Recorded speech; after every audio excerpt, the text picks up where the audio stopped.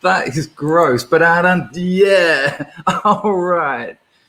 Got to remember that there is the occasional browser who just strolls in here by accident and doesn't want to see me going, but Adam, yeah.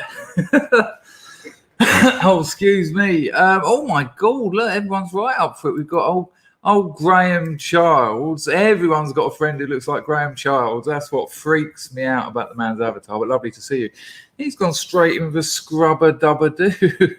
It's not bad for 8:30, is it? Good Lord. Not me. No, I had it a long time ago. Last week, I had it the day before my girlfriend turned over. Turned over? I have to turn her over every 5 hours or she gets cold. That has gone very, very, very gross. Guess which spastic went to work on his day off? Well, I thought it was Monday yesterday. I mean, what a beautiful thing. Well, some mistakes are brilliant. While I can appreciate you got up, you got dressed, you done all whatever you had to do to facilitate a day's work. But you also then got the good news when it was like, no, you don't need to go. And then you were like, duh! Now, maybe the advanced, hang on, I'm trying to put a bit of colour in my cheeks. Maybe the advanced, what? It's because it said advanced on my Logitech screen control hub. Maybe it was a pain in the arse and you wasted an hour and a half, but I bet that was lovely. But it was lovely to suddenly go, no, because that's what I had yesterday. I thought it was Monday. I thought, right, I've got to do this. I've got to do this. I've had a few days off work because of Christmas, which means I'm going to have about 140 messages to deal with. And 140 messages, you think, well, it's only a few hours. Excuse the snort there.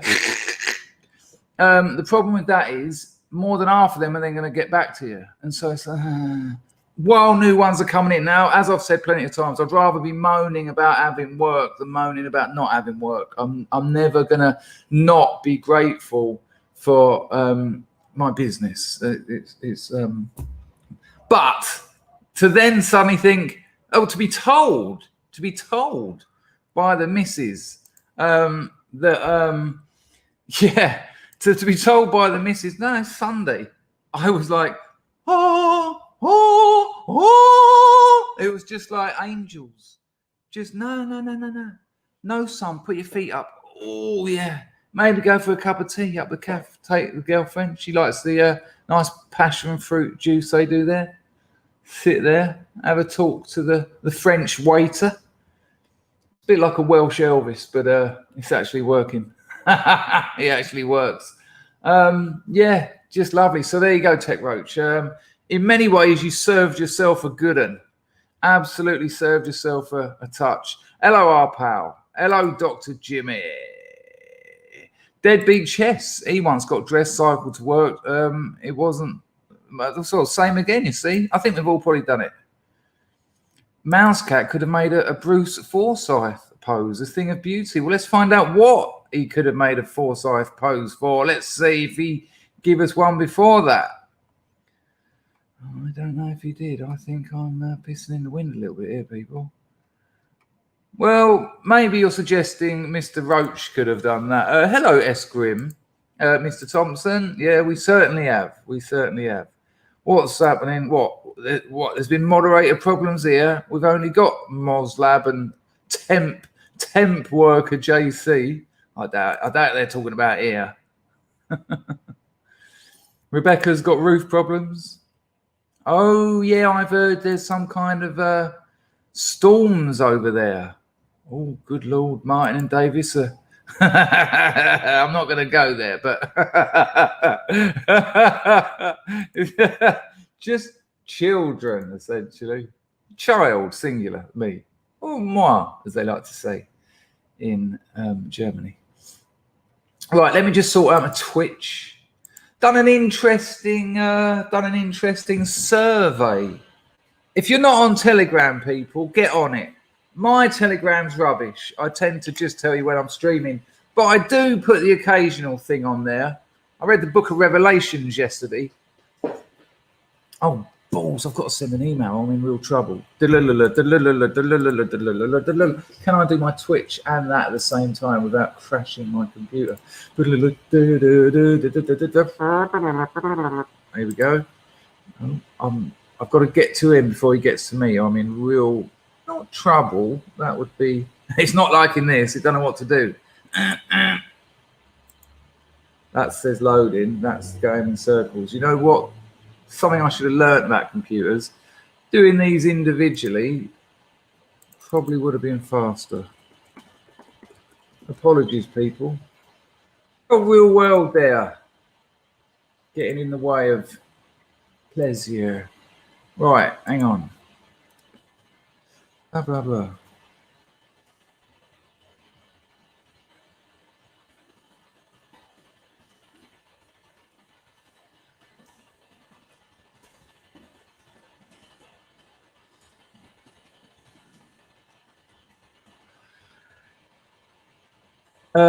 Job's a good one, thank you. And Bosh. Where were we? Sorry about that. That's awful. That is awful. James Angel said you actually look sped up. Did I pull it off? Was it good acting? Maybe because I spent my 20s sped up. I know the look. I know the. I've just seen it on Twitch actually, because Twitch is a few seconds behind. I actually pulled that off, didn't I?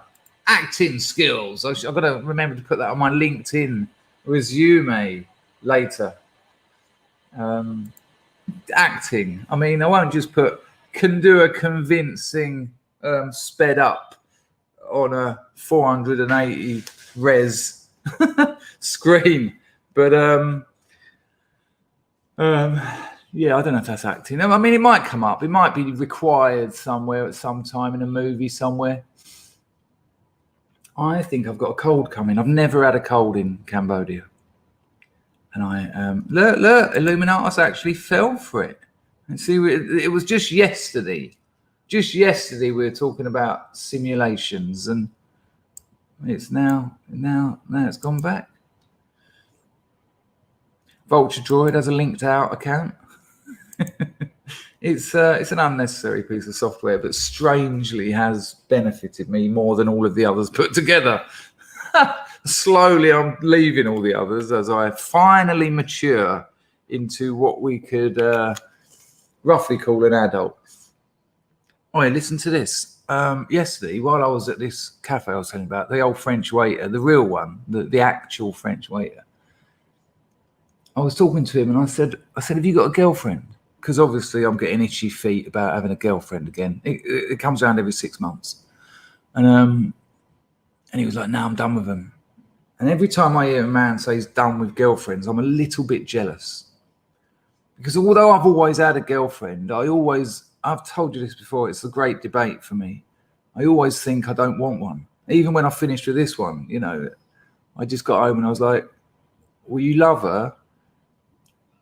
And if you've left this girl that you love, clearly love, you're basically saying you want to spend the rest of your life on your own. And that might be all right at 48, but it's going to be progressively quite grim and void of meaning. You know, there's a lot of existential realities around committing, and that's no children as well. You know, why would I leave a girl that I love who wants a family with me, and then go and find another woman to have children with? So it's taking on a lot of truth. No, I haven't broke up.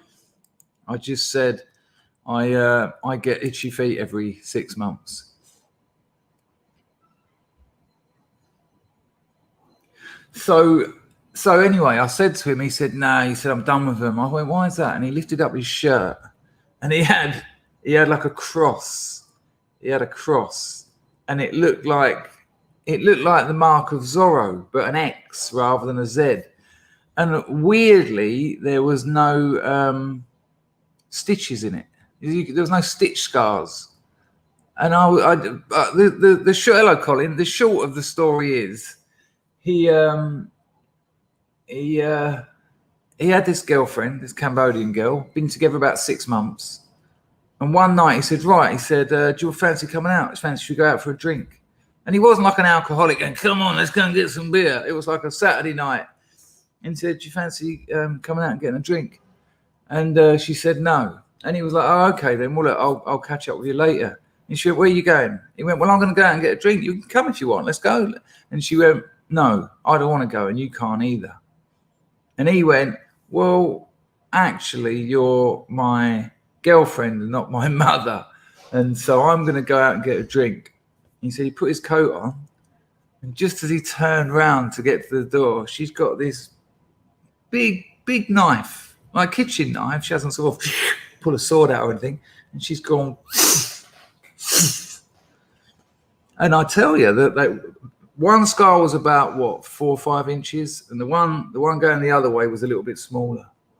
But big. It was like a flesh caterpillar on his, not little slithers. And I just was like, whoa.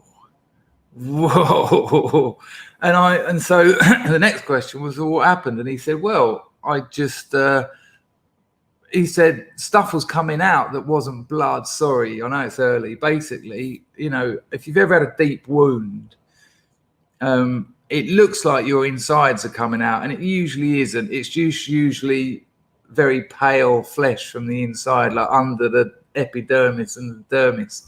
And it sometimes even looks a bit like bone. I mean, occasionally it would be your insides, but he said he felt like he was having to push stuff back in. And of course, while it's kind of like paradise out here and it's a beautiful country and there's a lot of reasons to live here, medicine isn't one of them. Emergency medicine, excuse me, is well down the list. And he got to this hospital and he went, they poured some stuff into it that made it foam come out of it. And he said it was agony, no painkillers, not even a paracetamol, nothing. I mean, I'd expect morphine. Like as soon as I arrive at the hospital, name's Dangerfield, I need morphine now. But don't start banging now, that'd be ridiculous. All right, thank you. No painkillers, nothing. After this foam stuff, he said they kind of give it a jet wash. And he said he could see his skin like sort of parting. Like then they kind of give him a cummerbund out of bandages, no stitches and no glue, just wrapped him up like tightly. 3 days he was in hospital. They charged him $1,000 for a bandage and a bit of cleaner, bit of bathroom cleaner. And then he said he got back home and she was like, check it out. All right, listen, I've had more violence off of women in my life than I have from men. And I asked him and he said same. Give me a 1 in the chat, men, if you've had more violence, including threats of violence, from women than you have men. Give me a 1 in the chat.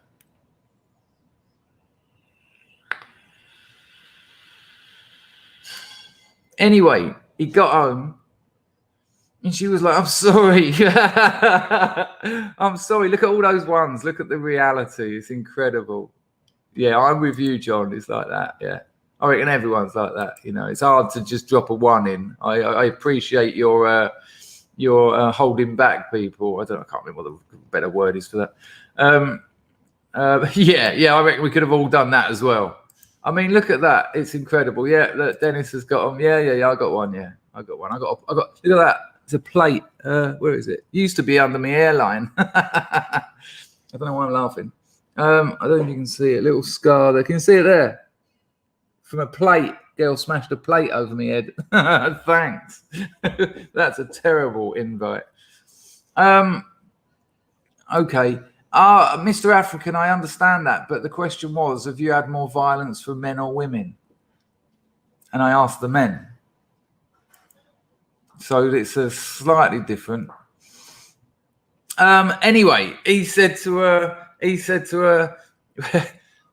said to him, I'm so sorry, I won't do it again. And of course, you've got to, if she's already, could have killed him, could have killed him, could have Could have killed him. It's not could have, it's could have. I've got to remember that one. It's very, very terrible English. Could have killed him. But so he done this. Check it out. He done this. Oh, I'll never do it. I'll never do it again. What? That's not, that's hilarious. I should hope not to anyone ever. But he just sort of sat with her. She was all lovely to him. And then when she was, he got up, packed his bags, and then he was gone. He was gone. He's never seen her again. Got up in the middle of the night and left. Dennis has said probably the most incredible thing I've seen on this channel. Can't be in a relationship if you can't hit women. You want to explain that, Dennis? I mean, look, if a woman hits you or knifes you, for sure, of course, it's bullshit. But the courts are going to go against you, whatever. But if it's about saving your life, you're going to do it, aren't you? Thank you, Graham Charles, for that £2. I am going to get the grift on, the Monday morning grift on. Oh, it's New Year's soon. I like the New Year's Eve. Not to go out. It's just a very nice symbolic time for European peoples. That's the first day of the year, the last night of the year. Yeah, I like it. We'll do something good as well. I'll make sure of it. For those who haven't got somewhere to go or whatever, or don't want to go out. I mean, good Lord. I remember my New Year's Eves in England were just, dicing with death on so many levels. Good Lord. Horrible. To think of it now, it just scares me. Why couldn't we have just gone out and had a couple of drinks and been amongst friends rather than all becoming psychotic, drug-fueled lunatics? There were some good times amongst that, though, I think. I'm sure that's what I told myself at the time. Graham Charles, this is for you. Charles. Okay. All right there. Hello. You can support this channel using the super chat, which is the $, which is just down there. Dig. All right. Or you can use Entropy. Link in the description. Entropy is better for me, and you don't give any money to YouTube, but I'm happy with either. Much appreciated. Is Chris Groiper PT in the chat? Chris Groiper PT 4872891. Sir. Hi, Chris. Good to see you, man. Your show's been quiet over Christmas. What, have you got some kind of life or something? What's going on? Jack Tiernan said, girlfriend destroyed my piano. Well, we've got to be careful that this doesn't rapidly descend into the dominant gender, dare I say, of this stream, moaning about what their missus have done. I also haven't been an ideal boyfriend, I think it's fair to say.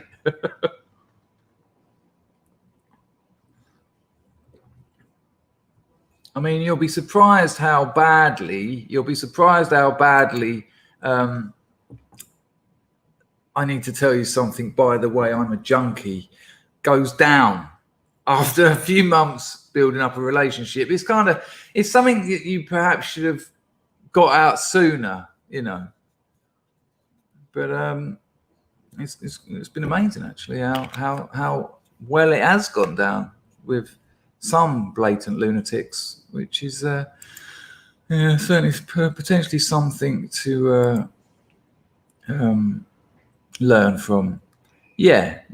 I mean, it's so dangerous. It's crazy. It's a crazy place sometimes. It's such a, again, we've recently been talking on this channel about the details, about the actual social mechanics used to demoralize, to atomize, to do all the things they've done to us to make us a weak, abandoned peoples, self-abandoned. And that drinking is just another one. This culture of masculinity and this culture of women having a glass of wine of an evening with friends or alone with a box of chocolates, another bottle, another evening pissed out your nut. it's quite something. Look at this. I done a little survey. Oh, here we go. That's what I started saying ages ago.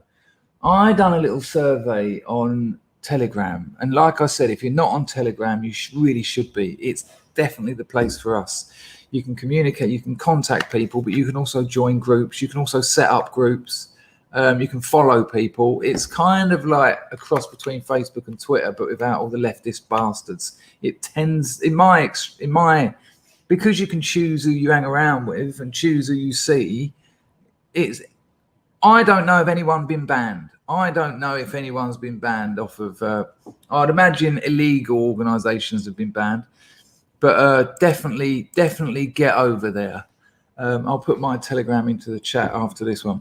Ugly Truth says, on average, are Cambodians heavy drug or alcohol users? Neither. There's a significant ice problem here, because ice, methamphetamine, shards, glass, whatever you want to call it, very cheap to make, and a lot of it is made in Southeast Asia. A lot of it's made in like the jungles of Myanmar, China. Very easy to make, very cheap to make. I think you can make it without an organic product. That's incredible, really.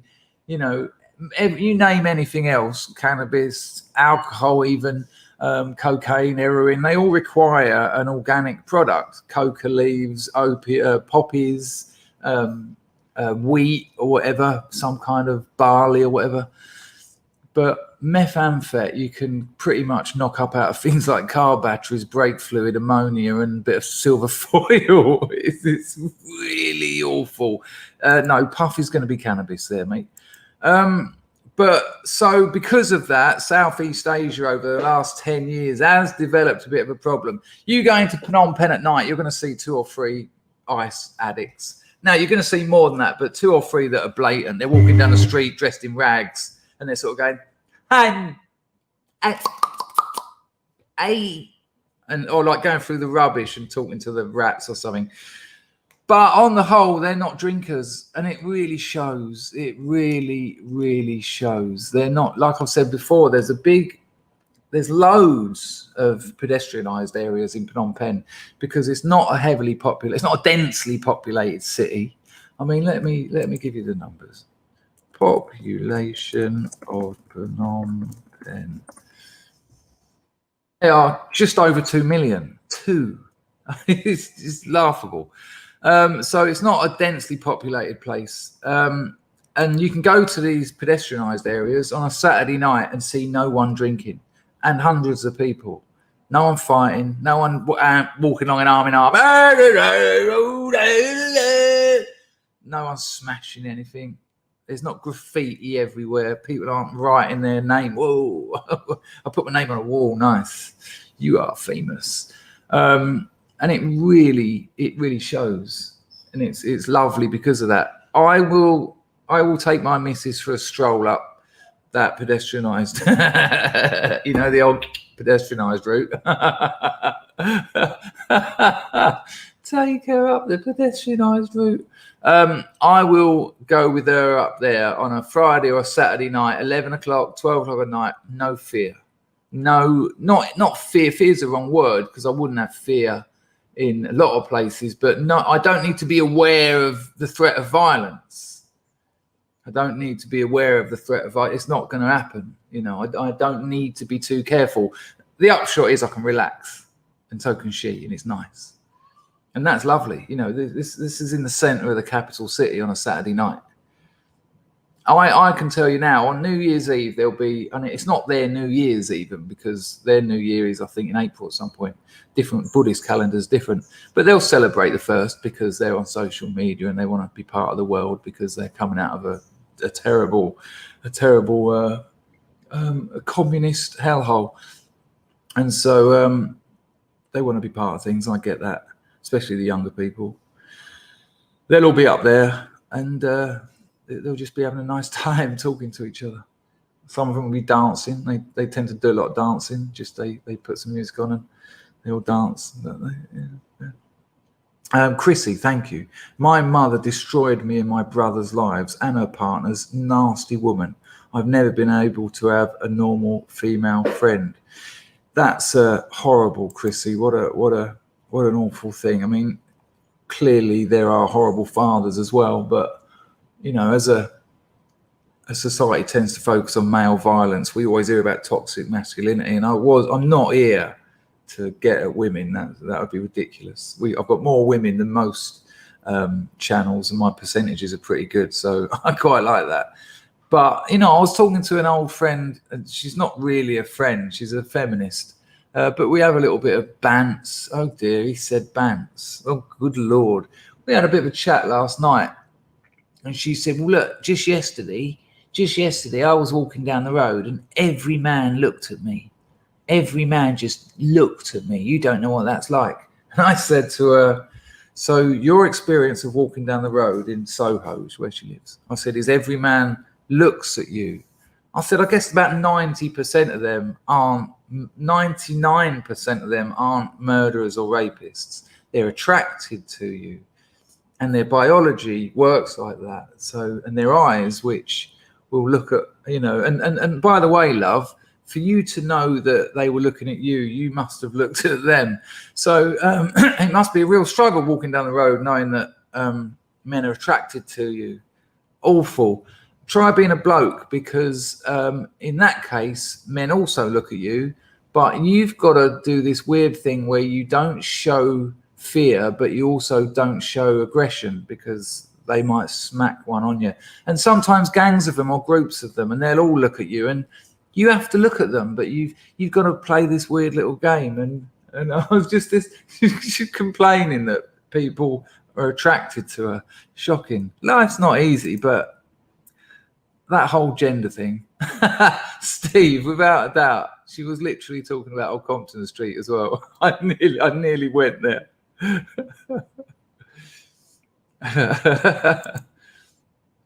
But Chrissy, that's terrible. I remember that I had a really terrible relationship with a psychotic girl, and the relationship she had with her mother was madness, abuse like I'd never known about. You know, a level of abuse I mean never known about. I didn't know those kinds of things existed in the normal world. I thought this was the stuff of movies. You know, crazy.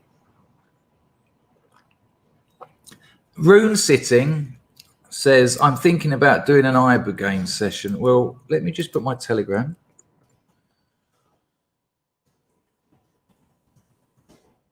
That's my Telegram, people. Excuse me. Years ago, when I was struggling with the junk, with the smack, the skag, the horse, the heroin, I was thinking about doing that. I ordered it. I got the Ibogaine hydrochloride powder. I got the Tabernacle iboga bark, so that I could do a couple of major doses of the Ibogaine hydrochloride, and then a few daily doses of the Tabernacle iboga. For people who don't know, Ibogaine is it comes from the Tabernacle iboga. It's African in origin. It's an unpleasantly vicious hallucinogenic trip. Really vicious. I'll show you a bit in a minute. I'll show you one. And it's touted as curing addiction. It's bullshit. It's bullshit. Because addiction is a choice. And if you can take a drug, and when the drug's worn off, you're going to make different choices. I'm not buying that at all. What I think it does is it puts you on a fucking horrific trip, sometimes for 30 to 48 hours, which is kind of the acute phase of the trip and of the withdrawal.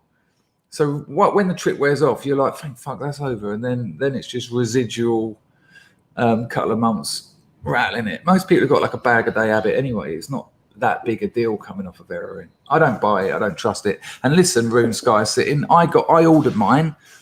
I got 2 nurses booked in, professional nurses, because you need to have someone sitting with you.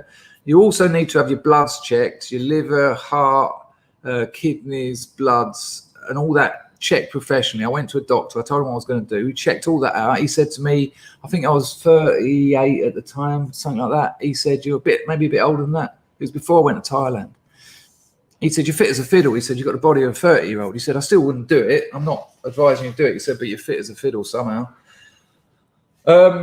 And I booked in these two nurses, so one could do 8 hours, then the next one could do 8 hours, then the next one could do 8 hours. And then my friend died doing Ibogaine, trying to get off heroin. And I just thought, it's not worth dying just because you're too scared to do a withdrawal. Just go and just withdraw like everyone else does. I'm not saying you're doing it for that reason. It sounds to me like with the name Rune Sky Sing, you probably think you're going to learn something about the cosmos. Maybe you will. But it kills people, Ibogaine. And he's not the only person that has died on it. Loads of people have. It's really heavy. And from what I can tell, fucking unpleasant as well. I'd be interested to know why you're considering doing it.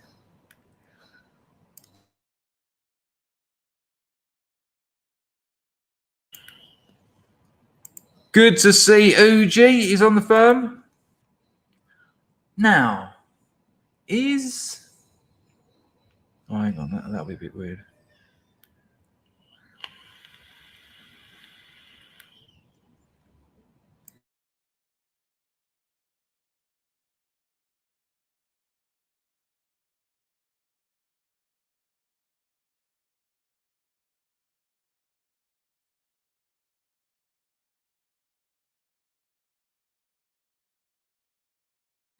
Hello. Sorry about the mute. That happens a lot here too. You have accidentally clicked on a stream, or you have done very well. I mean, your life has just changed. All right. We just talk. I do a lot of talking. We talk about all sorts of things. You're welcome to hang around. You're welcome to join in. Be nice. Be friendly. Do what you want.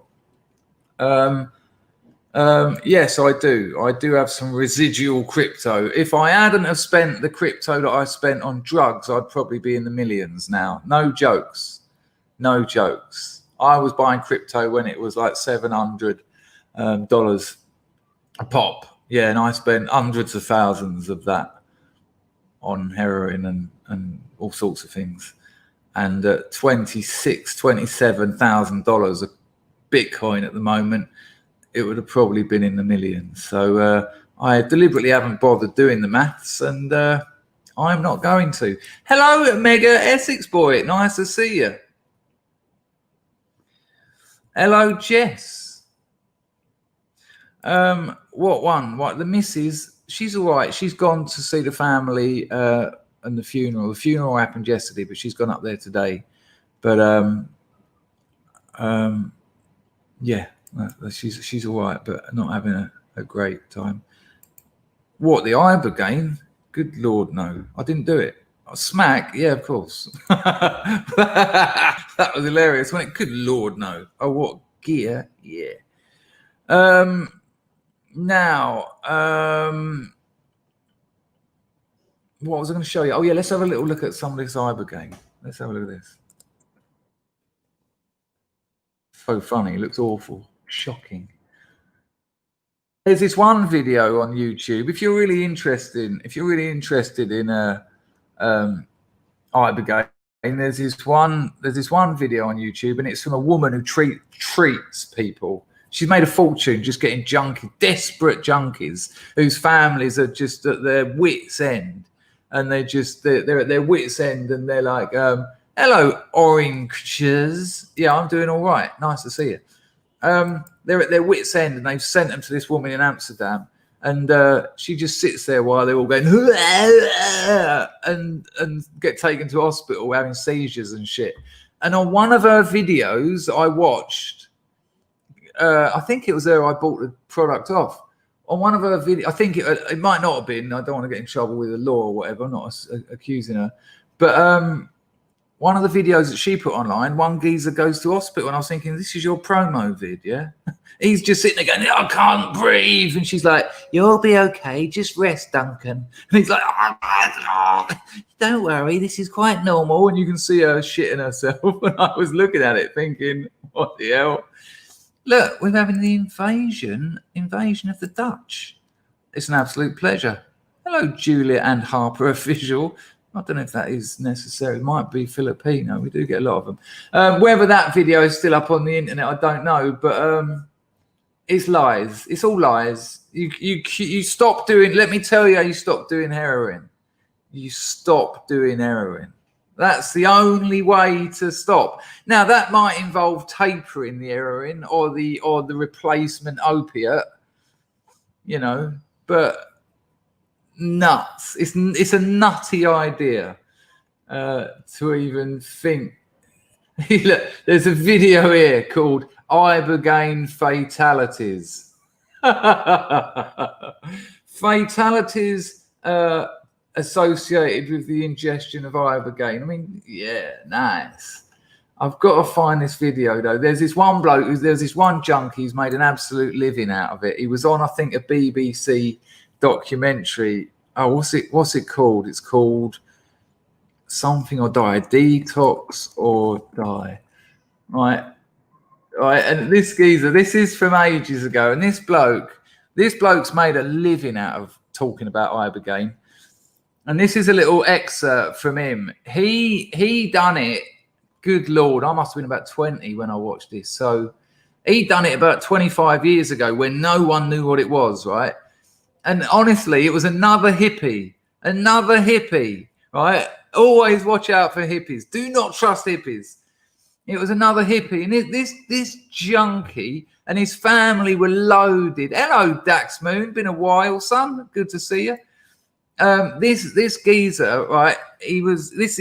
I think this may have been pre-internet. Found, you know, on the our girlfriend's calling. Hang on, let me tell her. Hang on. Oh, I can't see you. Oh, hello, love.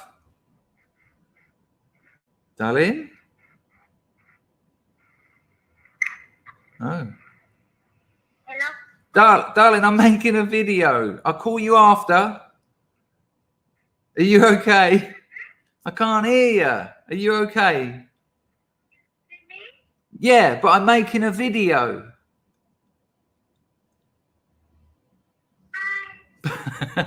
I'll call you after. Okay, love. Bye. And then I see her and it breaks me heart and everything's fine again. Right. So listen, he rings up this bloke. I come from a really rich family and they think I'm going to die of smack. I've heard that you've got some magic powder. And this hippie's like, yeah, you come around my surgery. You come around my rehab facility and I'll give you the magic beans and you're going to be fine. He turns up at this geezer's house. It's just his hippie house with like tie-dye things on the wall and like the Bhagavad Gita and the Tibetan Book of the Dead, usual capers, smell of joss sticks in the air and unwashed carpets. And you can tell he's like, this isn't quite the hospital I was anticipating. And then this geezer just goes to him, yeah, mate. Take this big ball of powder. Just eat it. Get it in you. Don't be scared. And you can. This bloke, this geezer, he's like, yeah. I really want to think about I've brought some things that are important to me. And you can tell he's got this sort of spiritual thing on the go. And the other bloke's not interested. He just wants his money. He's like, yeah, just take it. You'll be all right. He has it in about 30 minutes. He's in the bogs going, and then the bloke goes, yeah, I've had a look at your chakras. You need another 20,000 milligrams. So let's just push this into you. So then he has a load more. But an hour later, I swear to you, he's got all this white powder over his face. And he's in this hippie's house and he's going,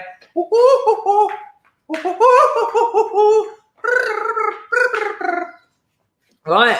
Which is actually fair enough. If you're tripping, you're tripping. But the hippie can't stand him. The hippie's sick of it. And you can tell that the hippie's sitting there thinking, yeah, he's going to be here about 30 hours. I've charged him $2,000. That's what? That's 15 hours $1,000. That's 500. I don't know about this lark. I might have to give up the old detox.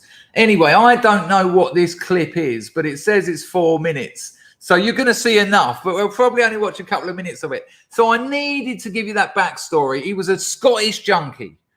Just to summarise, Scottish junkie, comes from a wealthy family. Heard on the junkie grapevine there was this magic powder called Ibogaine. Got hold of a hippie. The hippie said, no, come down to my surgery. He turns up, it's a geezer's house. The geezer doesn't like him. He's bored with his lies and he's jumping around tripping. Here we go. Knock yourself out. This is absolute gold dust. What I want you to focus on, if you can, is focus on how spiritually engaged the tripping junkie is. Don't forget, he's also withdrawing, but he's too tripped out to think about it. That's how it works, by the way. You're just tripping. You can't think about getting a hit together because you're like, oh, where's my eyes gone? And the hippie who's absolutely having him over a barrel is just like, you'll be all right, mate. Yeah, all right, nice one. Check it out. I love this.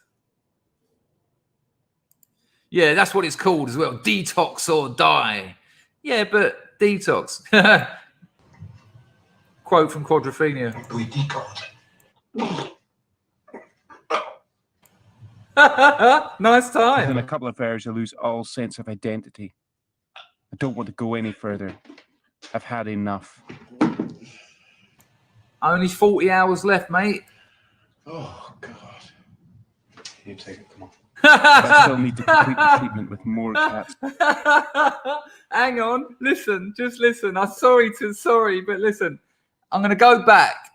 He goes, after 2 hours, I think I'm going to die. I don't want to do any more. And then you see him going, bleh! And then listen to that hippie. Just take it, come on. Just force more on him. You don't want him to dare stand up and go home. You'll lose your money. Go on, have it. Oh, I said have it. Take it. Here we go.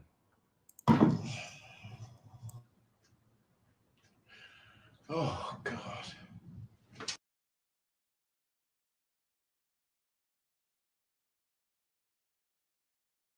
Sorry, people.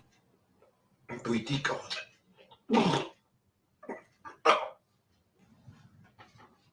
Within a couple of hours, I lose all sense of identity. I don't want to go any further. I've had enough. Oh, God. You take it, come on. But I still need to complete the treatment with more cats. And one last one. It's very little in it.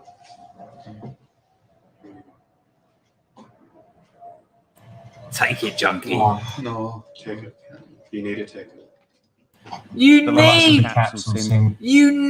to take it. Come on. You need to take it. You need to take it. Come on. You look at his war paint. This geezer turned up with loads of paint. See, he brought it with him. Look at him covered. He's got all white stuff on him and green around the eyes. Come on, take it. You need to take it. I'm spiraling into a very strange space.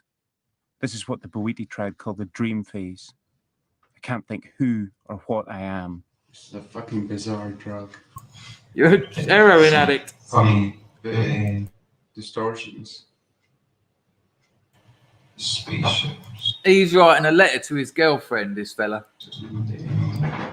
Orange boots. The strange visions grow stronger. My pulse rate slows right down. Yeah, it means you're dying. It means you're dying. Don't stand up. You're going to die. Come here, hippie. Earn your money.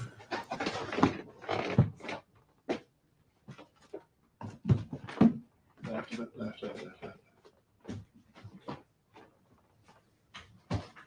Mm-hmm. Slow. The intensity is now over. Thank God. Trying to sound like a doctor. The intensity is now over. The intense phase has now passed. Have you got another £1,000 for the next phase? Yeah. Oh, if you don't take it, you'll be back on the gear by Thursday. No, seriously. If you got your mum's phone number, I'll tell her that. Do you need my card machine? I've got one here. Fucking crazy. If you want to stop taking a drug, stop taking it. Don't take a different drug that's going to do that to you. And I'm not joking. I'm not, Dennis. I think so. Dennis, I honestly think that is the case.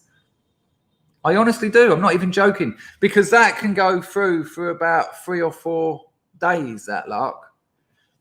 You know, who's going to be, oh, hang on, have you got a spoon? All right, mate, got a filter. You know, it's bullshit. I just, what? Romance? What have you been watching? But I do feel for that geezer. Don't get me wrong. I'm one of his tribe. I know all about his desperation. I know, you know, when you read my novel, yeah, you'll see the kind of nightmares you live through, and have to come out and having some kind of self-respect. I get his desperation, but I mean, you know what? On that note, I give him some credit. He was so desperate. He tried everything, and everyone has tried everything. And he ended up going to some stranger's house to give him a few quid for some God knows what powder. He was ready to do whatever it took. And for that, I give him credit. However, he could have just done a withdrawal, which is the other way of doing it, and which is also heavy going. But I have never had a friend die from heroin withdrawal, and they're dropping like flies on this stuff. So, you know, they reckon that Ibogaine reprograms the brain out of addiction. No, Linda. You know, you can't die of a heroin withdrawal. It hasn't ever happened. You know, it's heavy going, and the only things that could have killed me, spoiler alert, was some of the nonsense I jabbed in my veins while I was there. That thinking, you know, when I tried to score, he's all right, Cecil. It's about 20 years later now. Now he's absolutely coining it from talking about Ibogaine. Right, let me, Cecil, darling, that's very kind of you, but we could pray for him still now. He's probably needs a bit of help, but love, he's all right. That was a long time ago. So that was from 20 years ago. It's very kind of you, though. There you go. Did the pain? I don't know. FB pack. Hey, what's going on? Just tuned in. Nice. Right, next, while we're looking at that, here we go. While we're looking at that, I done a survey on my Telegram yesterday. Yeah, he lived and he's been clean. I think he might have relapsed once, but seriously, he's made a living out of talking about his Ibogaine experience. I think he's got a YouTube channel. Someone contacted me years ago, said they knew him, and did I want to get him on my channel? I think it'd probably be quite interesting to talk to. I'd be interested to talk to him now. Actually, I might hunt him down. But I know there's newer videos. There's newer videos online of him talking about that stuff, but from a more recent point of view. So it's kind of interesting. But check out this. Have a look at this. This is very interesting. Okay, hang on. I've just got to do a little bit of messing about. Have a look at this. So I did a survey, a poll. How do you say it? Poll? A poll. I done a poll. Poll? So I put this. Can you read that? All right. So I put this out. It's only had 366 votes, not a major selection of the population. But I asked, hello, Mosaic Labrador. What a pleasure to have you here. Nice to see you, mate. Hope you're doing all right. So I put this poll out yesterday. What drug of the most widely used have done the most damage to you, your friends, or your family? Now, I've already had a bit of an earful from people saying you should have put it in the drug groups. It should have been stimulants, depressants, blah, blah, blah, blah, blah, blah, blah. But I tried to keep it down to what people would know. You know, people know if their cousin's on meth. They know if they're a smackhead, you know. So anyway, what drug of the most widely used have done the most damage to you, your friends, or your family? Alcohol comes in at a massive a massive 59%. So well over half of the people who voted have said booze, the demon drink. Now, this is where it gets even, that doesn't surprise me. I mean, as I've said to you, this is how they've ruined European people, through booze. It's one of the primary actual social mechanics, literal concrete example of how they've done us in. Alcohol. It is part of our culture, and it has caused untold damage to children, to families. It's killed people. And you know, I've known about double figures people who've died from booze, and at their funeral people put like a bottle of scotch and a can of beer on their grave. He loved to drink though, didn't he? Yeah, he used to smash his missus to pieces, and he never spoke to his kids because he was always shaking. Yeah, he loved to drink. But look, in at number two are the whopping 22%, so just over a fifth of people, cannabis. Cannabis.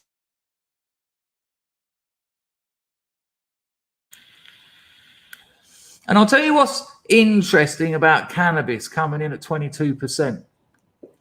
When I first started my rehabilitation career, when I was going like twice a year for about a decade, first couple of times I turned up at a rehab and found out that someone or two or three people were in there for smoking weed, I looked down at them from upon the height of my junkie gutter, because I thought, if you're in rehab for cannabis,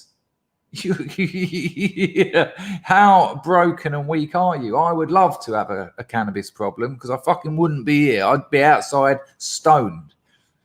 But once I got over myself and pulled my head out my own ass, when I actually opened myself up to a reality that I wasn't aware of, these hashish, cannabis, skunk, whatever you want to call it, had ruined these people's lives.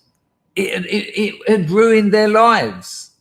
And I'll tell you now, if you know someone who smokes weed, skunk, whatever, you know, hybrid cannabis, 24/7, like we all know a load of people who smoke weed 24/7. And we know how boring they are. We know that they jump out of their seat when the telephone rings. We know that they sit up all night eating yogurts.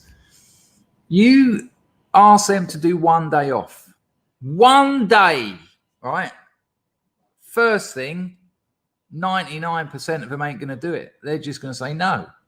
Then you go, come on, mate, one evening then. One evening. Stop smoking at about midday and then go from midday to midnight. Most of them won't be able to do it because they're dependent. They're dependent on cannabis. And the ones that do it, that you won't recognize them. You will not recognize them, because without it, they're lost.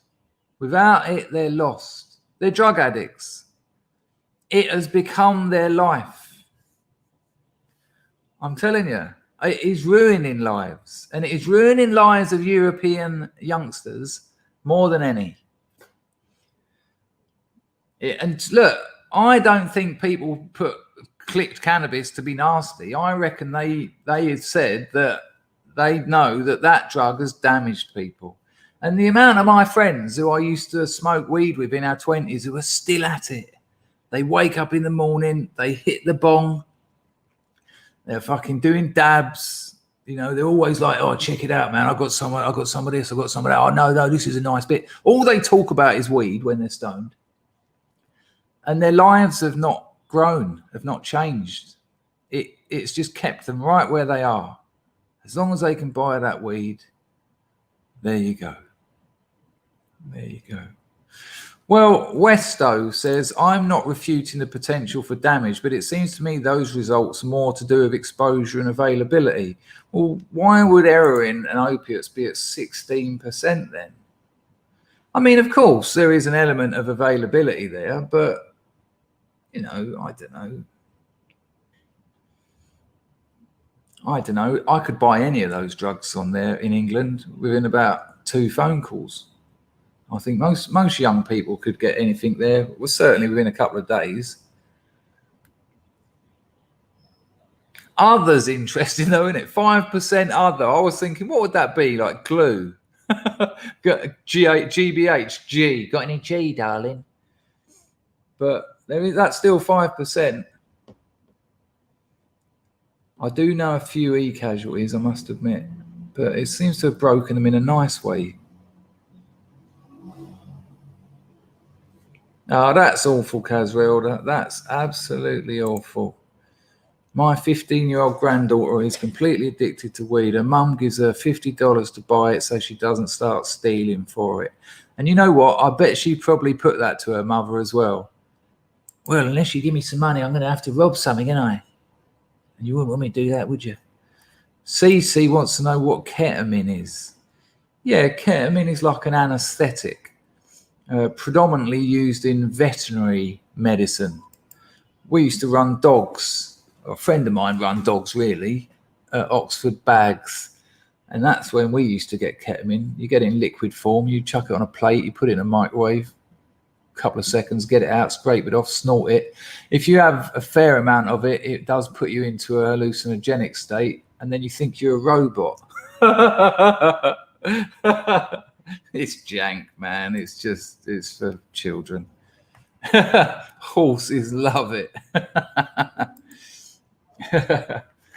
I mean, I've done a fair amount of it, don't get me wrong, but it's not my cup of tea. It's not. Good Lord. I know what I like, and I like what I know. But there you go. I just thought that was interesting anyway. No, it's hardly a scientific study, but interesting nonetheless. Interesting nonetheless. Listen, I'll see if I can track down that Ibogaine geezer. And I will see, that's a great point, Wriggle. I'll mention that. I will see if I can track down that Ibogaine geezer and see if I can get him on. Of course, it's always tricky getting these people on. How many subs you got? How many views do you get? And then they have a look at the content and they're like, I don't know about all that fucking nationalist stuff. Wriggle says it's evil, rots your bladder. Now, I will tell you what, I have been in... I've been in a few rehabs, and in most of them, at some point, you'll get a 22, 23-year-old girl, usually girl, rock up to that treatment centre with a colostomy bag, 22, 23 years old. And that's from ketamine. It really does rot your bladder, and it rots all the stuff, all the tubes down there. And you end up with a bag at like 20, and it's happening to loads and loads and loads of them. I've done that, Strontium Dog. Used to be able to buy that stuff in Brixton, in the corner shops in Brixton, Cat. Used to get a couple of mouthfuls of that. Yeah, women do seem to, young girls seem to love ketamine. Yeah, they do. But yeah, it's a terrible shame. And like I say, these are social mechanics. These are actual concrete ways. So this is important, people, because when we start talking about the atomization of European peoples, when we start talking about the demoralization, and we have these conversations with people, we need to move away from the abstract. Because when you say that to people, some people will get it. You know, because you can talk about family and extended family. You can talk about communities. But when you can start talking about things like, you know, actual concrete examples, the pushing of alcohol onto European peoples, the way it's been woven into our culture. I mean, I had a falling out with Morgoth once where he was talking about whiskey being more European than cannabis. And I commented on a video he made where he was talking about his father, you know, when he had his whiskey, it was part of the Highlands and sitting by the fire and all this. And I don't go with that. I think he's bought into advertising. I think he's bought into the marketing. Whiskey is poisonous and it damages you. and it's been pushed on us, and it's been sold to us as this is part of our heritage, especially the Scottish. Oh, the Scots love a drink. Yeah, how's that turning out for the Scottish? You know, so I think it's important that we can, when we have conversations with people, when we're trying to change minds, we can actually start talking about actual concrete examples, like boozing, like cloves. You know.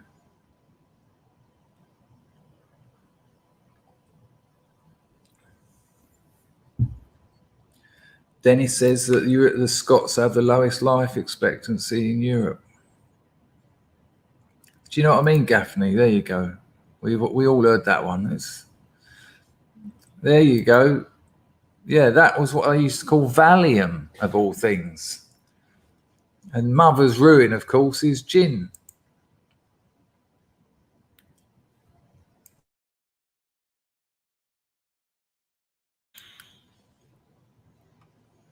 Deadbeat Chess says, I've been addicted to almost everything, and alcohol is by the far the most ruinous. And also, interestingly, alcohol does the most social damage so quickly. You know, you've only got to get drunk once to damage your family irreparably. You know, and if you're an alcoholic, if you're drinking every day, that damage just starts becoming a family problem. You can't have an alcoholic in your family without the family suffering. And I mean suffering. Children of alcoholics have got problems. I am one of those. Not my father, but Big Mama Danger likes a drink. And that has affected me. Our relationship has been affected by that. She was the daughter of two alcoholics. And she had to look after her two sisters while they run the boozer. What exactly is running a boozer? It's drinking. Now, I'm not, you know, I love my mother, and I've done more damage to our relationship with my drug use than she has. But, you know.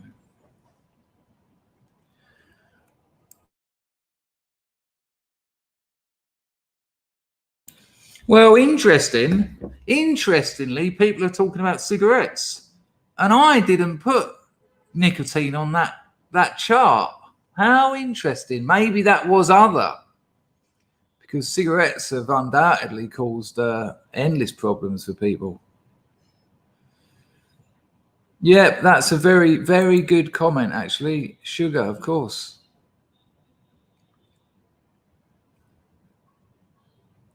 Wow, there you go. Look, it used to be such a scandal to have an alcoholic in the family. Today, you can't find a family that doesn't. Amazing. Wow. You know what? I didn't put that on there. Where's that gone? Mousecat.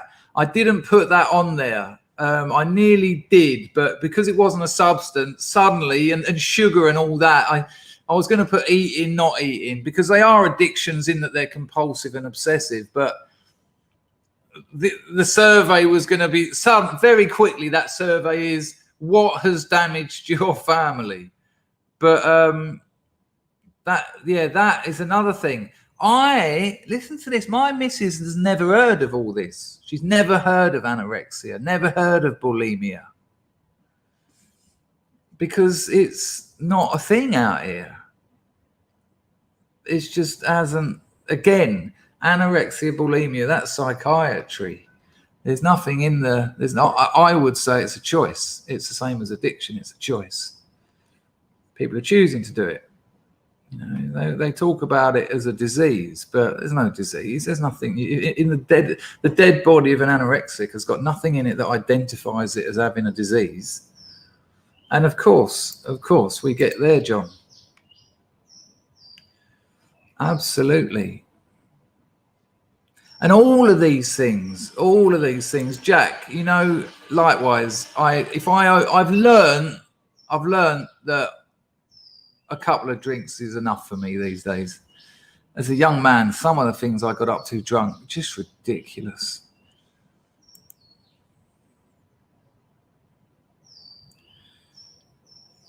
Well, Moslab, you know what? Mosaic Labrador says, guaranteed in years to come, there'll be rehabs to get people off their phones. Unfortunately, I don't think there will. And what I mean by that is they're so prevalent that the damage they'll do won't be recognized as a problem, because it will just be considered a change in overall social behavior. Because it won't, if there was only 1 or 2 people using mobile phones every day, all day, on social media all the time, they'd stand out like a sore thumb, wouldn't they? Because everyone else would be living very different lives. And it'd be like, look at those 2. Look, they're always like this. They're always like, and be like, they don't go out anymore. They don't do this anymore. They're worried about their appearance all the time. And you'd see it, you'd identify it as a problem. But because everyone's doing it, there's no reference left. There's no one to compare it to. It will be seen as just a general change in social behavior. And again, our society gets damaged. Blood embraces, and there you go. And again, people, this is again. So now you can talk to your friends and that, and you can talk to them, and you can have these nationalist abstractions which have a place, but you can actually now start talking in real terms. You can talk about the imposition of sportswear from corporations that have outright said they hate us, that have outright supported organisations that despise us, and we fund them buying their clothes. That has happened. We can talk about drugs and alcohol, and how alcohol has been woven into our society, and how the whole drugs thing has been treated in the most ludicrous way, that it's had the opposite effect, and everyone's using drugs. You can talk about porn.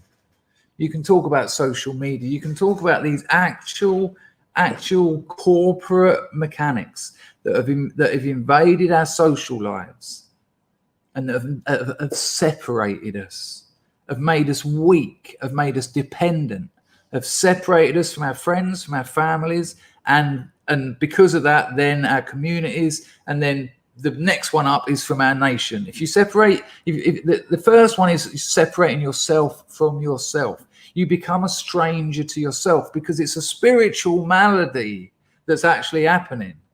This is a spiritual problem that we're going through, and we are strangers to ourselves. There's a loss of honesty. There's a loss of acceptance. There's a loss of gratitude. There's a loss of things that make us good. And so we separate from ourselves. Then we separate from our families. Then our families separate from our communities. Then our communities separate, and our nation falls. And this is exactly the answer here. The answer to everyone looking for other things to fill the void that has been formed because we're separate from ourselves, from our families, from our communities, from our nations, because people are looking to fill that void, and they're being force-fed lies. They're being force-fed porn, eating, sugar, drugs, all sorts of nonsense. What we actually have to do is start connecting. That is exactly the answer. And that goes back to that rat cage thing. That goes back to the rat cage example. Put a rat in a cage on its own, it eats the cocaine till it dies. Put a rat in a cage with its family, its community, things to do, ignores the cocaine, just drinks the water, not interested. It's the same that's happened to us. So point being from it, if you take anything from this, is try and if you do get into those conversations, try and talk. No, you can't spam to that extent. Sorry, bye. You can't spam virtual hug. You dog power already saw it coming. Yeah. You can start, and you can actually start engaging people when you can talk about things that they can identify with. People who have no kind of nationalist sort of sentiment or sort of feeling find it very hard when you come at them in abstract ideas of atomization, demoralization. Even the idea of our peoples is kind of too out there for a lot of people. But when you start talking to someone about addiction or alcohol or porn, they'll be like, yeah, you know what? We didn't have all this at our school, did we? There's kids today, blah, blah, blah. And then you start talking about social media, and they can identify with that, and then you can start talking about solutions. And there you go. And then you've got once people can identify with the problem, then they're going to be more likely to want to engage with solutions.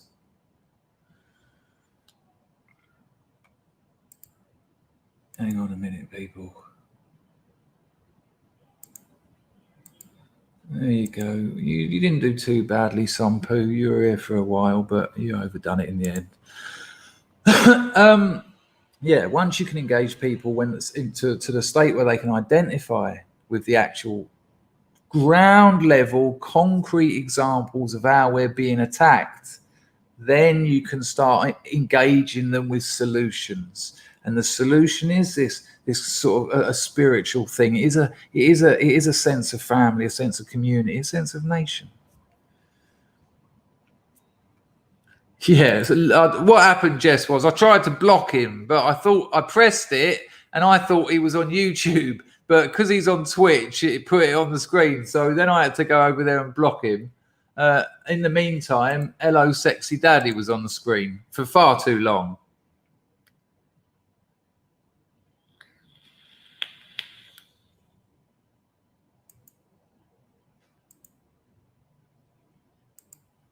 Oh, good Lord.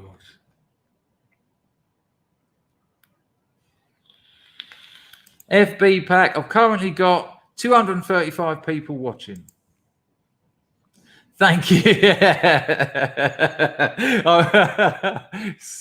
I'm not entertaining it. I know how these things work. Oh, hang on. Oh, it would appear that I have missed a couple of super chats. Tech Roach gave me a super chat. Sorry, mate. Chris, who would play you in a movie of your novel? And then Graham Childs said Tech Roach dropped a cockle a while back. Thank you. He didn't drop a cockle. He dropped $2 Australian, but I think he'll appreciate you bigging him up like that. Thank you, the pair of you. I am now on half minimum wage, which is all right for a Monday morning. Who would play me? Well, it would always depend who can pull off the sexy daddy look, really, isn't it? Who would I have playing me in my novel? I don't know enough about modern actors. I mean, it's got to be someone who can pull off the looks, isn't it? It's like, what's his name? Hang on, what's his name? I'll tell you it would be. It would be... it would be Tom Hardy. How old is Tom Hardy? Let me see. He's actually the age I was when I was out there. Gary Oldman's about 20 years older than me, you cheeky bastard. Sean Connery is dead. It would be Tom Hardy. He could do it, I reckon. I reckon he's got it in him to get to those depths, depths of despair.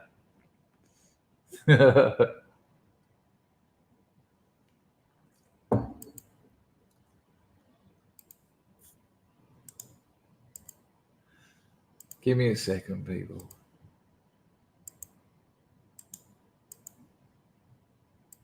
Why is that not working? Hang on, people.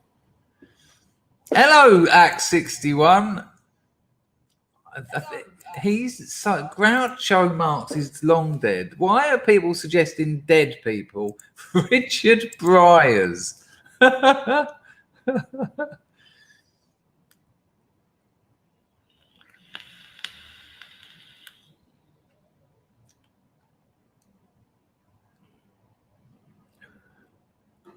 Now, this has now just turned into a platform for you to insult me. This is you now giving you a reason just to name horrible people.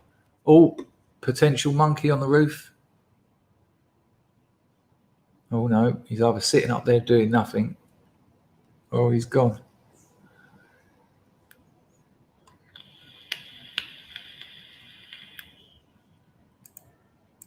Hang on a minute, people. Give me a second. Oh, it might be. It might be. Might be a monkey.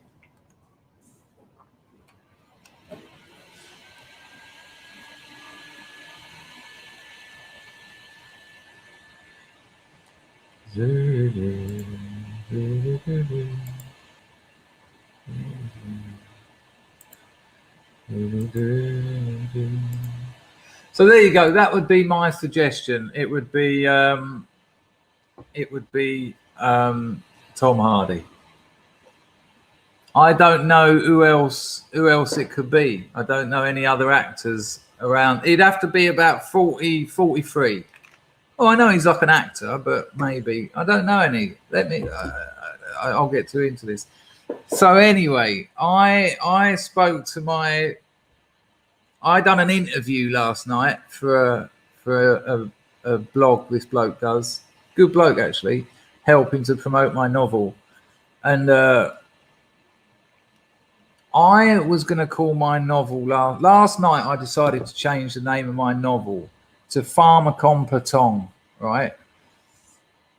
And I was so sure of it. If you don't know what the Pharmacon is, listen, hear me out first. I know everyone loves Thai style cold turkey, but the Pharmacon in philosophy, the Pharmacon is quite incredible. The Pharmacon is something that is both at the same time. Don't worry, Edward. This turns back on itself. Let me put it in the. It's a Pharmacon. That. It's not Hindi. It's in the bloody Bible. It's Hebrew. You know, a male tea bag. That's an old Benny Hill joke. It's where is it? It's the Pharmacon.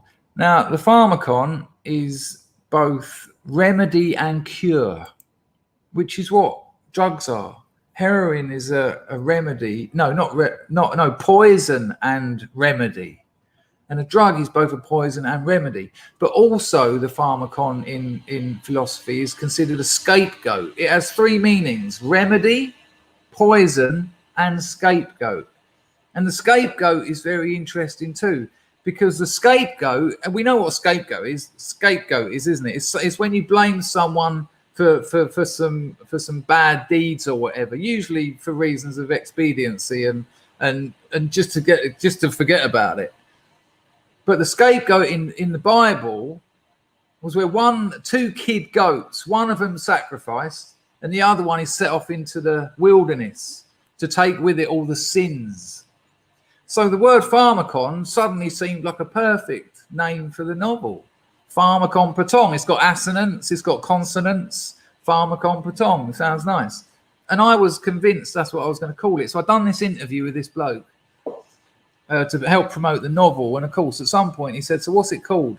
And I said, "Well, I think it'll be called Pharmacon Patong." And then about 3 hours later, I was like, "That's an awful name for a novel." Pharmacon is a brilliant word that is absolutely on the ball for the contents of that novel. But it's ugly. It's far too serious. It doesn't tell anyone anything about the novel unless they know what the Pharmacon is. No one does. There's about 5 people in the whole world who are aware of the Pharmacon in philosophy.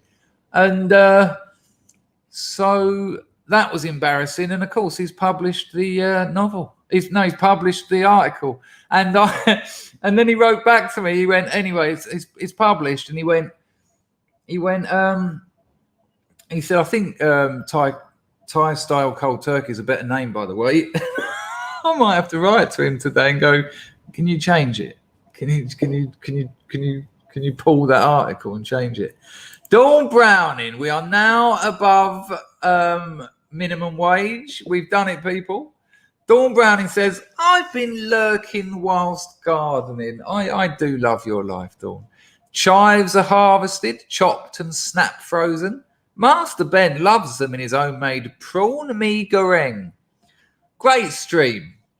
That's lovely, Dawn. That's just lovely. What a lovely thing. Chopped your chives, snap frozen them.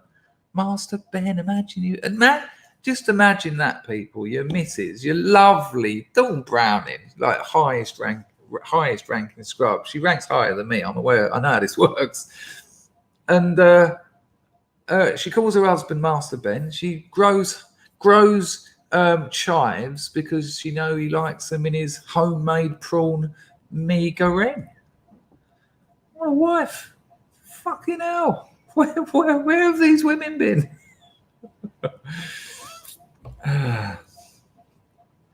Will Martin wants to know if it's snowing where any scrubs are. Give us a 1 in the chat if it's snowing where you are. Do you know what I mean, Jess? What a life, she says. Look at Dax. What a woman. I know. Incredible, isn't it?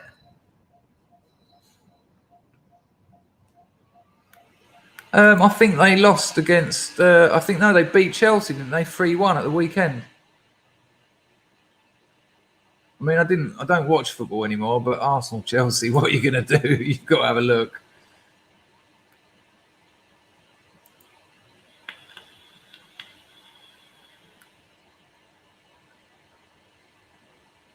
John Miles, I haven't checked my emails yet, and that doesn't mean you are in any way obliged or have to, but I'd love to hear how you're getting on with your whistle. I'd love to know. I'm just interested. It's an interesting story, and I can't wait for you to report back to us. And just that first day when you have a bowl around your town in it, or have a day out in it, they're the days I miss. And you know what, people? I'm really missing England at the moment. You know, when I started this stream, I said I'm getting, itchy feet around being in a relationship. It's not the girl. That's not the issue. It's being in a relationship. And I always do this. Always happens. It doesn't take much, though. As soon as she called me and I saw her face then, my heart melted. So, I wouldn't take it too seriously. But I am really missing England. The other night I thought, would you move back to Soho? Someone, I think it was, I can never remember his new name. I think it was the mouse character. I think it was. Sent me a couple of videos of Soho, and I'd seen one of them, but I watched the other one. And, I lived there for a long time. I built a life there. I used to have my there you go. It was you bastard. I used to have my morning cup of tea every day at Bar Italia, and it's nice. And I go in there; they know me. If I haven't got any money on me, it's no problem. I had a tab in there,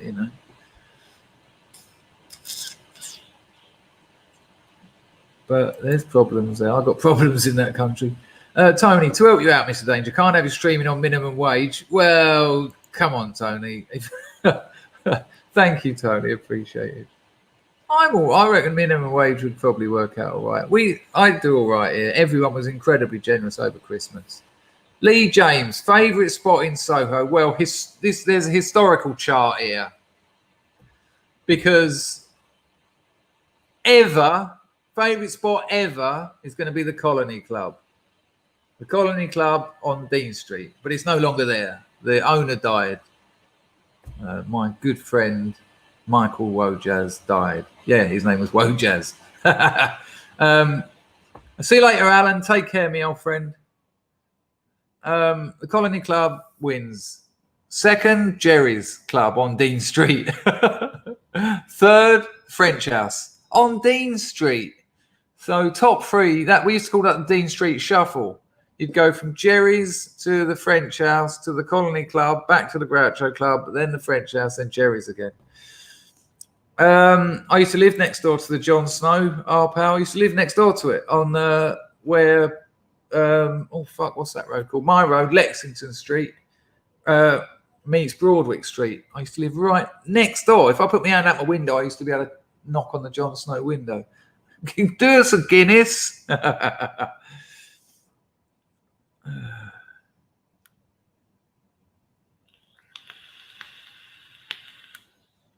Do you like seedy 70s Soho? Academic agent was criticising it. Well, I wasn't there. I first was dossing around Soho when I was 11 years old, so I just missed the 70s Soho.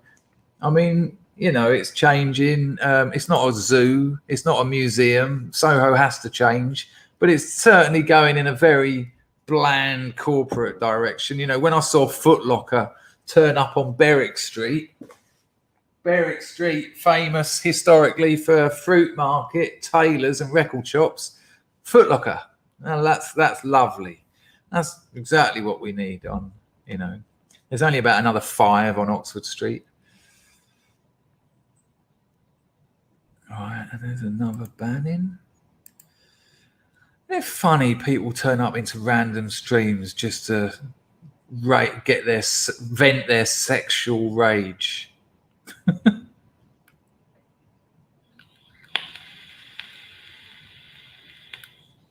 No, Rob D, not that Jon Snow. Jon Snow, the one that I'm referring to, is a boozer.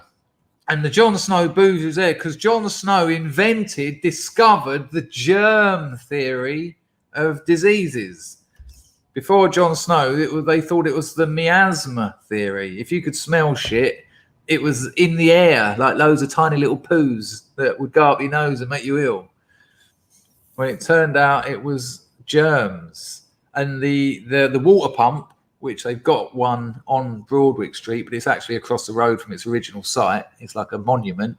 Is a monument to Jon Snow, who discovered. That's right.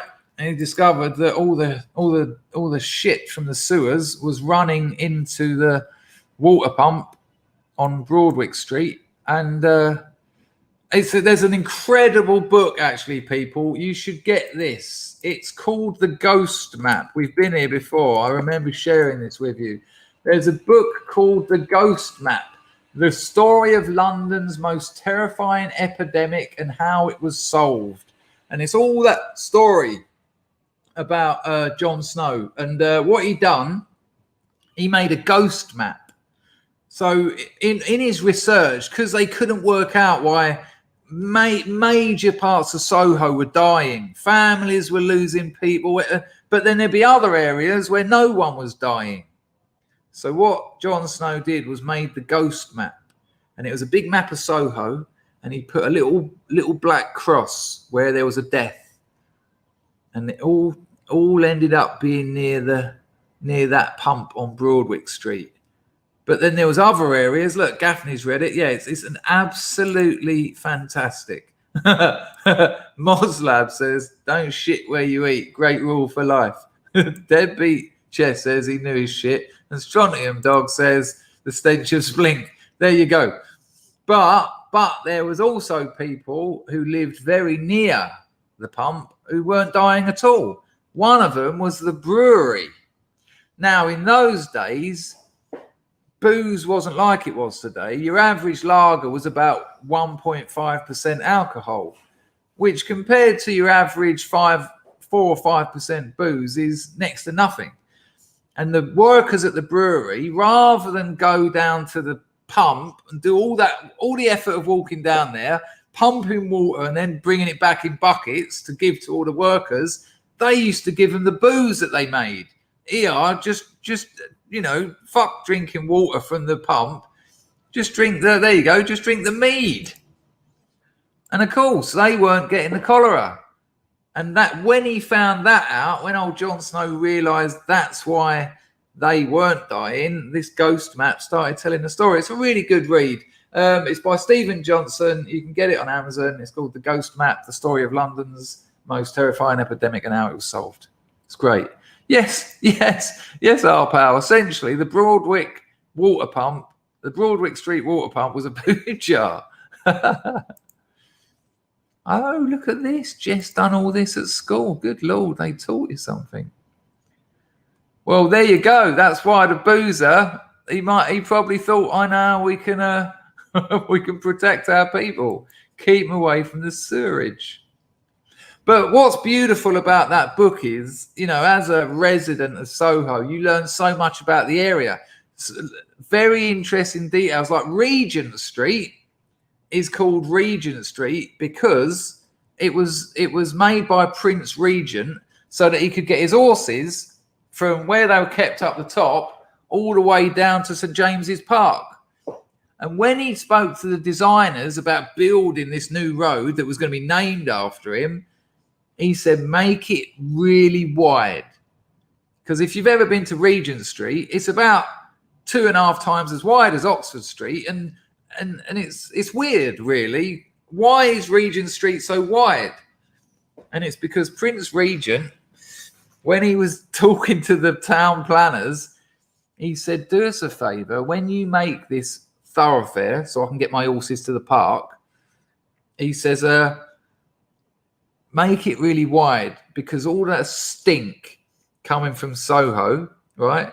All that stink coming from Soho is making its way into Mayfair, where all the posh people live and all my royal friends live. Because Mayfair didn't have the tanneries, you know, the leather curers, didn't have the breweries. Soho was full of tramps and working class people, and it stunk. In those days, there were people who collected human shit for a living. People who collected human shit for a living. Their job was called something like shit diggers. I'm not joking. And that was their job. And it stunk in Soho. It was a smelly old place. And so Prince Regent thought, we'll make this road and it'll keep that nasty smell out of the lovely old Mayfair and in Shepherd's Market, where all the upper class whores are. So there you go. It's quite the thing.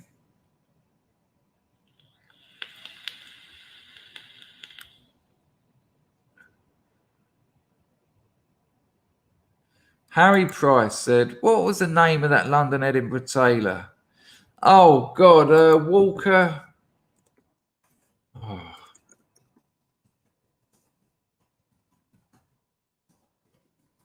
It's Walker saying, Walker Spencer or something? Walker Slater. No, what happened is that they didn't pull it, but I got seven copyright claims because of all the clips I watched. Problem is, when you can trim a clip, it literally takes about a week, and then you have to do the next one. So that video would have been yes, that's it. That video would have then been available in about 4 weeks' time. So I just thought, fuck it. There you go. Yeah. Some of the jobs people have done. See you later, Jack. Yeah, I got to go too. Someone said Soho was called Soho South Holborn. I'm not buying that. I'm not buying that at all, because I don't think Holborn was there. And also, Soho isn't South Holborn. It's west of Holborn. I think Soho used to be fox hunting land. And in England at the time, the rallying cry for fox hunters was Soho. Maybe it was South Holborn, but it's not south of Holborn. Brownie, have you clicked that like thingy? I haven't. I will do right now.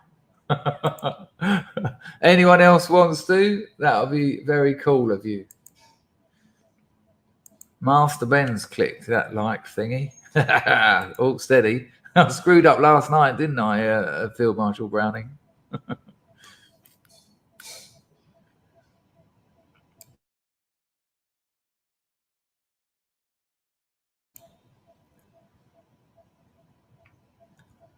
Will Martin said wiping the king's bottom was a job too. Well, if you were a poo collector, you could, kill 2 bumholes with 1 stone there, couldn't you?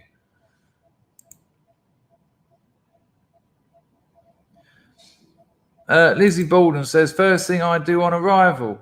What, wipe the king's bottom? Oh, you mean that when you come to the stream? Okay, people. It's been an absolute pleasure. I've got a day's work to get on with, and I'll tell you what, I'm dreading it. I took a few days off over Christmas. I am going to have messages, a lot of messages, and more, and they'll all respond to me as well. So as you're getting through them, that list of hundreds, people start responding to the top ones. And then there's other people in the company that are also dealing with messages, who have messages that they can't answer that get sent to me. So as I chipping away at mine, so it might start with something like 60, but then that might go down to about 40. Then I'll go out for a cup of tea and a break, or go and get some food. When I come back, they'll be where I started. It's nice. It's nice. But I refuse to put the wet blanket of Monday upon me. Like I said at the beginning of the stream, I'd rather complain about work I've got to do than having no work. Well, it might be for you, Mark.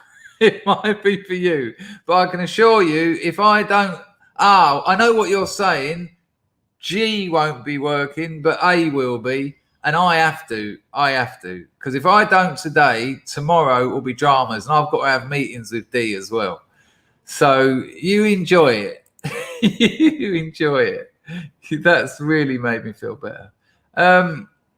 Chrissy says, thank you for another great stream. See you ladies and Chris and the Scrubs. Yeah, it's been a good one. It's been an absolute pleasure. Which is nice. Lovely. Right. Let's get out of here as we usually do. Galileo's tongue video has been locked up in the big scrub underground until next Christmas.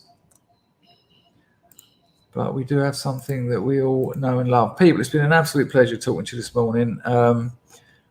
Covered some good stuff. Please don't forget about, if you forget all the other nonsense we talked about, remember the actual social mechanics of demoralization and atomization, stuff people can identify with.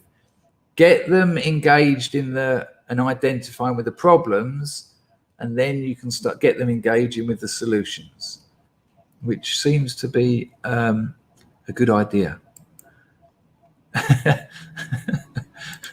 Flammer Diddler is leaving us with this.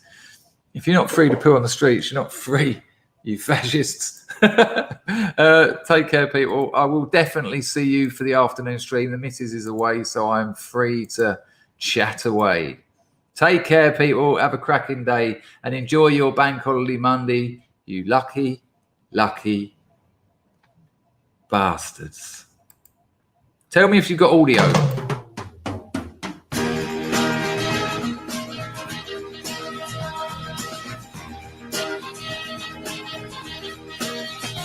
All the world loves a lover.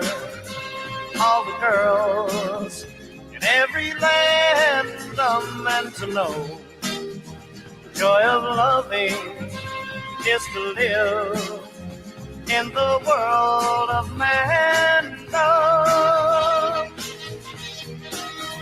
There's someone who's waiting for you. Soon the world will be yours for a toy. Music starts to play, night will turn to day. Darkness disappears when the one you love is near. You're in man love. All the world loves the lovers, all the girls in every land are meant to know. Joy of loving is to live in the world of man love. There's a place that is waiting for you, a world where the best in life is free, where time is always spring, happiness is king. The dreams you dream come true when the one you love loves you. You're in man love. Yeah, this sexy daddy thing's got to stop now. That ain't happening. Enjoy your Monday, people, wherever you are. This is your life. You're right in it right now. Make the most of it, and I'll see you later. Ta-da!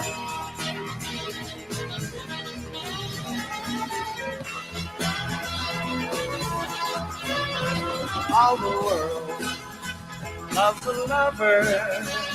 All the girls in every land are meant to know. Joy of loving is to live in the world of mankind.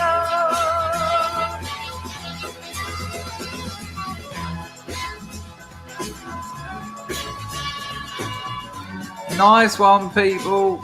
Thanks for hanging out. Special thank you to Mosaic Labrador for keeping you raggedy lot in order. Now get back down your own end.